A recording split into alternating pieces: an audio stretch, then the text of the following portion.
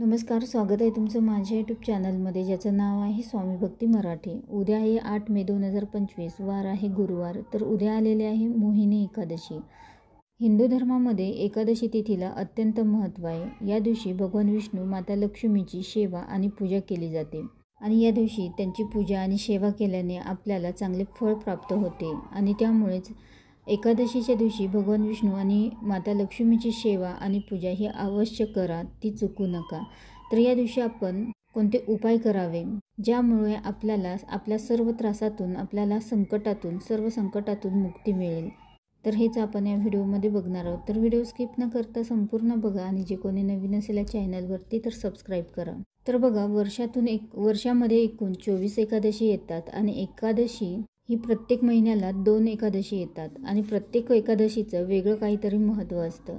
एकादशी तिथीला भगवान विष्णू, माता लक्ष्मीची पूजा आणि सेवा करावी। तसेच या दिवशी बाळकृष्णांची सेवा देखील तुम्ही करू शकता।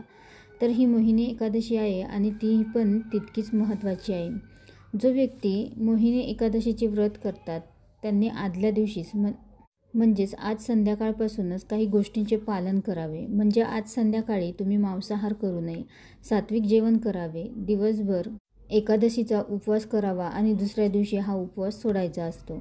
तसेच एकादशीचा उपवास करणाऱ्या व्यक्तीने सकाळी लवकर उठावे, देवांना आंघोळ घालावी, देवपूजा करावी। देवघरामध्ये भगवान विष्णू, माता लक्ष्मीची मूर्ती किंवा फोटो असेल तर त्यावर अभिषेक करावा आणि फोटो असेल तर तो स्वच्छ पुसून घ्यायचा आहे। त्यानंतर हळद, कुंकू, अक्षता अर्पण कराव्यात। त्यांच्या आवडत्या वस्तू त्यांना अर्पण कराव्या। भगवान विष्णूंना पिवळी फुलं आणि पिवळी मिठाई प्रिय आहे, तर ते देखील तुम्ही या दिवशी त्यांना अर्पण करू शकता। यासोबतच तुळशीपत्र देखील या दिवशी त्यांना अर्पण करावे। धूप दीप लावून ओवाळून घ्यायचं आहे। तर अशी अगदी साध्या आणि सोप्या पद्धतीने देखील तुम्ही त्यांची पूजाही करू शकता। तर उद्या कोणते उपाय करावे जेणेकरून आपल्या आयुष्यामध्ये येणारे ज्या काही संकटे, अडचणी असतील तर ते दूर होतील। तर बघा, मोहिनी एकादशीच्या दिवशी संध्याकाळी तुळशीजवळ गाईच्या तुपाचा एक दिवा आपल्याला लावायचा आहे।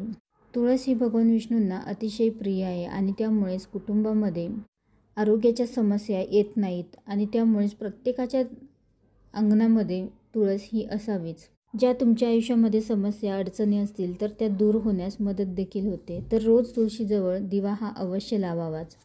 त्यानंतर घरातील व्यक्तीमध्ये, पती पत्नीमध्ये सतत भांडणं होत असतील तर या दिवशी केळीच्या झाडाची देखील तुम्हाला पूजा करायची आहे। केळीच्या झाडाला पाणी अर्पण करायचं आहे आणि त्या पाण्यामध्ये आपल्याला थोडंसं कच्चं दूध टाकायचं आहे, हळद, कुंकू, अक्षता अर्पण करायचे आहे, धूप दीप लावायचा आहे आणि 7 प्रदक्षिणा देखील घालायच्या आहे।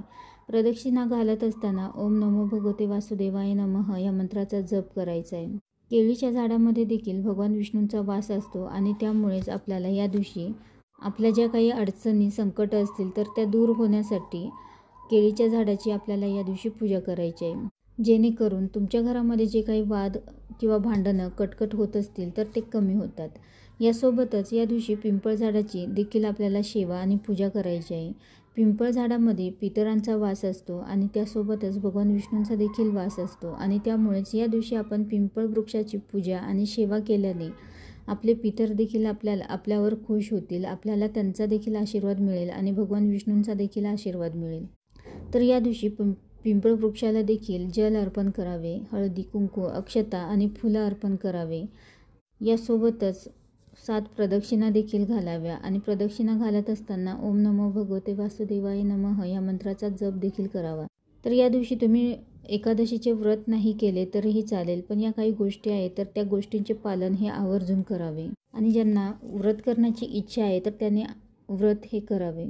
तर या दिवशी मांसाहार करू नये, कोणासोबतही भांडण करू नये, खोटं बोलू नये कोणासोबत, यासोबतच कोणाचा अपमान देखील करू नये। तर या गोष्टींची देखील आपल्याला काळजी घ्यायची आहे। तर खूप महत्त्वाच्या या सर्व गोष्टी आहेत। तर अवश्य उद्या मोहिनी एकादशीला तुमच्या आयुष्यामध्ये जे काही संकट, अडचणी असतील तर त्या दूर होण्यासाठी हे अगदी साधे सोपे उपाय अवश्य करून बघा। व्हिडिओ आवडला असेल तर लाईक करा, कमेंट करा, शेअर करा आणि सबस्क्राईब करा। श्री स्वामी समर्थ।